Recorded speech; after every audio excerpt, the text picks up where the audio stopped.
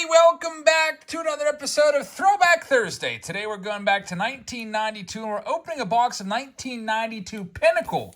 I used to love this set when I was a kid. I remember buying these packs.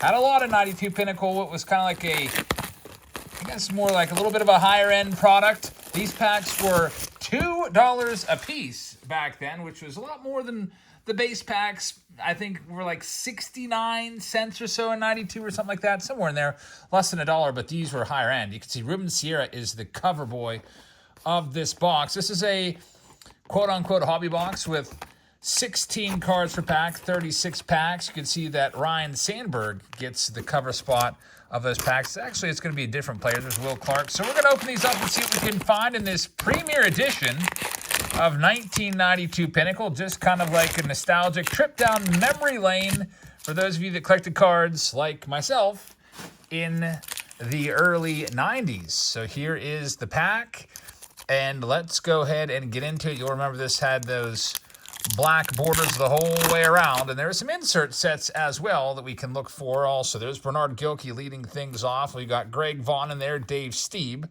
Hall of Famer Barry Larkin, another Hall of Famer there with Kirby Puckett, John Wayner. I used to think these rookie prospect cards were pretty sweet. And then we have an insert card there. Can you guess who that is? That would be Kenny Lofton, almost able to dunk there. Probably could dunk. Then Sweet Shades. Is that going to be, I have no idea who that is. Is it Kevin Seitz or Jay Buhner? Let's see if we can figure it out. I don't know. Let's see. It is, hey, it's Jay Buhner, so I was pretty much right on the money. There's Fred McGriff, who's a Hall of Famer, Joe Carter. So we got 3 Hall of Famers in that pack. I used to hate Felix Fermin really badly. Don't really know why, just did not like him that much. Will Clark on the other side. Kind of a weird photo of Will. Almost looks like he's scared of catching the ball. That must have been really thrown over there with some velocity. So here we go with pack number 2. We have Dave Justice leading things off in this next pack. We'll just zoom just out a little more. Lance Parrish is in there. Ryan Sandberg, he was my favorite player around this time. It may have even been 1992 that Ryan Sandberg was my favorite player for about a year. Gino Minatelli, I don't think he really ever made it all that far in the big leagues. I don't even remember him. Then who the heck is this? Any idea there? I would think Bronson Arroyo, but he wasn't around then. Is that Jack McDowell? That is Black Jack McDowell, who was a guitarist. And this is Roberto Alomar, the Sweet Shades. And Dave Stewart right there. The backs of the cards, we'll show you those. I thought these backs were pretty sweet for the time period. You get a nice portrait of the player. You get the team logo. You get a little paragraph there. You get the most recent year's stats and the career stats. I thought these were great back then. I don't know if I ever put together a set. Probably didn't, because my first set that I ever completed of anything was 1993 Topps. All right, here's this next one. Hal Morris doing a little pirouette right there. Robin Yount. And Cal Eldred, rookie prospect. Carlos Garcia, rookie prospect. He would end up being an all-star for us. Hey, there's Nolan Ryan. On those horses down there on his ranch, Nolan Ryan. Sidelines cards. Just a cool insert set. Kind of, this is Danny Tartable. This would, it would basically show you what other guys liked to do in their spare time. Hall of Famer Larry Walker right there, and Bobby Thigpen, who once had the single-season save record for a while. I think it was, was it 57 saves? And then I think K-Rod passed him up maybe about a decade later or so. Here's the next one. Another Nolan Ryan. Idols card. I used to think this was pretty cool. We can see Jim Abbott, and his idol was Nolan Ryan. That's kind of nice. Your idol still playing in the big leagues. Cliff Floyd had a nice career. And Terry Mulholland right there. Dave Magadan. And Bill Landrum. Seems like Topps loves Dave Magadan for that. I always think of Dave Magadan now whenever I think of Archive Signature Series. Pulled a lot of him out of there. There's Harold Baines. Who would have thunk that he would be a Hall of Famer back in 1992 when he was still playing? I didn't. He was on the Commons list, so you look at the Beckett, you'd never even see his name on there. Here we have it looks like, is that Wally Joyner and Dale Murphy? That's who it is. Mike Mussina right there. Wouldn't that be cool to play with your idol in the big leagues one day? Like, so kids right now, their idols are probably Mike Trout, Shohei Ohtani. So if they make the big leagues in, I don't know, 10 years, it's conceivable that they could be playing with their idol. There's Kevin Elster, Mark Lewis, and even cooler would be if they had to face that former idol. There's Ozzie Smith. Looks like he might be doing like a levitating Fortnite dance or something. I don't know what that is. There's another Ozzie Smith with Chuck Knobloch. Chuck Knobloch was kind of hot around this time. Everyone liked his cards, but he kind of really fell fast from grace. Will Clark right there, who's got a pack wrapper in this. Mike Boddicker, Dan Plesac, and Tim Raines. Another guy that was kind of always considered a common, but ended up in the Hall of Fame, and Lee Smith's in there as well. There's Lee. Big Lee Smith. We've got Dave Smith coming up next in this pack. Scott Erickson. For a while there, Scott Erickson looked like he was going to be a big star. 1991 was probably a career year for him, huh? 20-8. So it looked like, oh man, this guy's going to be the next big thing, but didn't really last all that long. Don Mattingly, who was my dad's favorite player. I used to love this card. Lou Gehrig and Robert Ventura, the Idols card of Lou Gehrig. It was probably around this time that I read a book about Lou Gehrig. I think it may have been called Iron Horse. I can't remember, but it was all about his life. I read it for, I think, an 8th grade reading class. There's Wade Boggs. Won the autographed baseball of Wade Boggs, by the way, at the card show. Pretty awesome. Still sitting right here off to the side. And that's where I bought this box set as well. Picked it up at the card show. It was it had a $55 price tag on it. There's Paul Molitor, but I got it for $15, which is a pretty good price for a box like this. Hey, Kirby Puckett sidelines card. I guess he's pretty good at, or was pretty good at pool. That's one game I don't have all that much experience in. My one friend, one neighborhood kid, used to have a pool table, and we'd play, but I don't think I was ever all that good. There is Dennis Eckersley, another Hall of Famer. I feel like Dennis Eckersley always winked his one eye when he was about ready to deliver the pitch. Almost like, who's that one guy that would wink in Mike Tyson's Punch-Out and before throwing a punch? Was it Piston Honda? Let's see what else we have. There's Gino Minatelli again. We're starting to see some repeats now. 310 cards in the set, so we'll probably start seeing some repeats. We're looking for the inserts. All right, next one. I'll do a couple packs at a time right now. By the way, we'll do our next live auction tonight. It'll probably be started right about the time I get this video uploaded. It's a big consignment of a whole bunch of relics and autographs, so I hope you can check it out. We'll go live probably a little after 8:30. Hey, we've got Cal Ripken Jr.'s card coming up at the end of this stack. Can't wait to check that one out. I used to love Ripken. And I PC'd him after I was done with Ryan Sandberg. I really got into Cal Ripken for a few years. As we see repeats popping back in here. From this set, there's Ventura. Now, these with the all-black borders are very reminiscent of 1971 tops with the all-black borders. So pretty tough to get this graded. One of these cards graded. Is that Dwight Smith singing right there? It is, and there's Darryl Strawberry. But I think a PSA 10 I saw sells of like Griffey sells for pretty good money from this, like almost $300.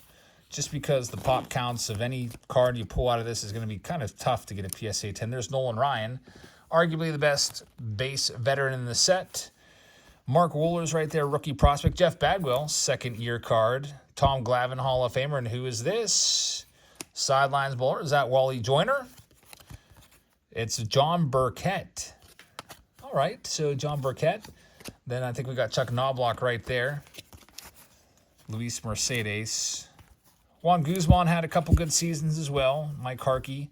There's Big Mac. Mark McGwire would go on to really kind of help save baseball. There's Barry Larkin. After the strike, man, if we didn't have Cal Ripken Jr., if we didn't have Big Mac and Sammy Sosa doing their thing, we've pulled this card 3 times now. We're not even halfway through the box yet. But if we didn't have those seasons in the few years after the strike, baseball may have never really been back to what it is as we know it now. So many people got back into baseball because of Big Mac. Oh, man, is that Bob Tewksbury? Is he really a cartoonist? Bob Tewksbury, I remember him as the first player I ever booed. I went to a game, and there was a heckler nearby, and I was probably like 9, and he was just screaming all kinds of stuff at Bob Tewksbury, and I started to do the same thing. There's Cal Ripken Jr., one of my favorite players. All right, so on to this next 2 packs. Wade Boggs once again. We're starting to see some repeats. There's Mike Boddicker again as well. Alan Trammell, Hall of Famer. I wonder if this set has the infamous Jim Gott, the flying kick Jim Gott card. I hope it does. That's one of my brother's favorite cards ever. So I'd like to pull that and reminisce. How about the Jim Gott card from back in the day.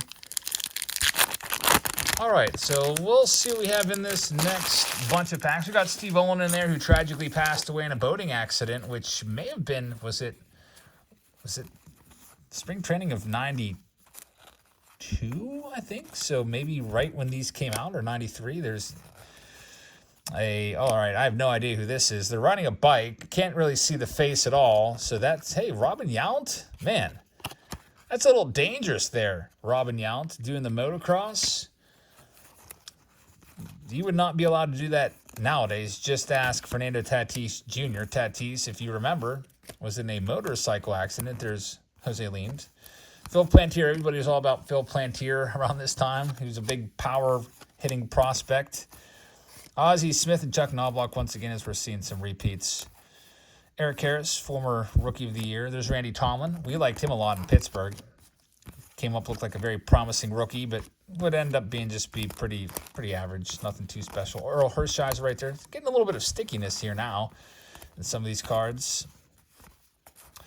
There's Ricky Henderson and Ken Griffey Jr. Okay, so Griffey's idol was Ricky Henderson. That's kind of interesting. I'm surprised that it's not his dad, Ken Griffey Sr. His dad played in the MLB. Obviously, you know that.